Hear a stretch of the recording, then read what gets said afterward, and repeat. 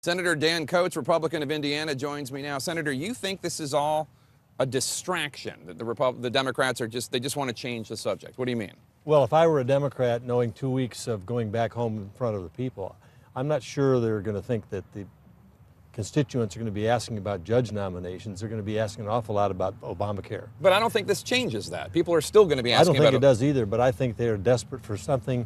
They call it nuclear war. They want us to send missiles back the other way. We're not going to do that. What's on the minds of the people is the rollout of this Obamacare and the fear, people of losing their doctor, paying double premiums, having their policies canceled. That's what's on people's minds. This is purely a distraction. Now, it's an important distraction from the standpoint that it breaks 225 years of history. This is not what the Founding Fathers envisioned. They wanted the Senate to be a place where things cool down and you could get to consensus. You know, it's advise and consent.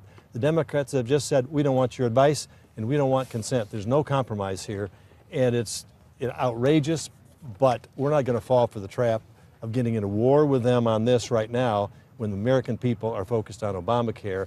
And these guys and gals here need to go home and explain, is this law really the best thing for us? So I had a chart for your Democratic colleague, Senator Udall, and I should give credit, by the way, the ideas for these charts came from Chris Cillizza of the Washington Post. Here's the chart for you, which is, these are filibusters of executive nominees. This is from People for the American Way, a progressive public interest group.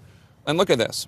Bush, when you were in the Senate in the 80s, Bush 0, Clinton 9, Bush 7, Obama 27, and projected for his second term 45. Well, first of all, they're not filibusters. These people think filibusters, somebody standing on the floor, stopping everything for 20 hours while they talk. I understand, but requiring 60 votes. Requiring 60 votes to proceed to vote on the person. But we're just using the jargon here so people at home understand. Well, it was devised for the rights of the minority. Most of the significant majority of Democrats that voted for this have never been in the minority. I get that, but this is a lot of obstructionism. A lot of blocking of nominees. There have been 215 judicial appointments brought before the Senate. Only 2 of those have been denied by Republicans.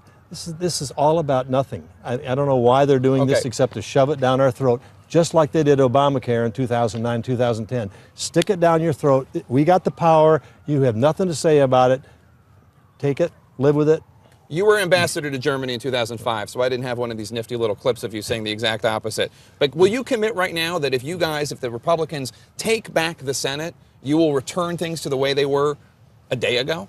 Well, if I was majority leader or minority leader, I could make that statement, but I'll be one of many who think that this is a sacred power given to members of the Senate so that the minority has a say in something. The minority didn't have a say in Obamacare in 2009, 2010. Look what's rolled out here. Now the minority's not going to have a say in who gets a Republicans helped draft judge. that legislation. I don't want to get into a whole thing. The Republicans did help draft that legislation, even if they didn't vote for it. But be that as it may, in the Senate they did. Well, they tried to put a lot of amendments in that were turned down by the Democrats. Not one Republican voted for that bill. Fair enough. Now, there's some talk by Republicans that, well, if we get the majority next year in 2014 in the midterms, we won't keep it just 51 votes for judicial nominees and for executive nominations.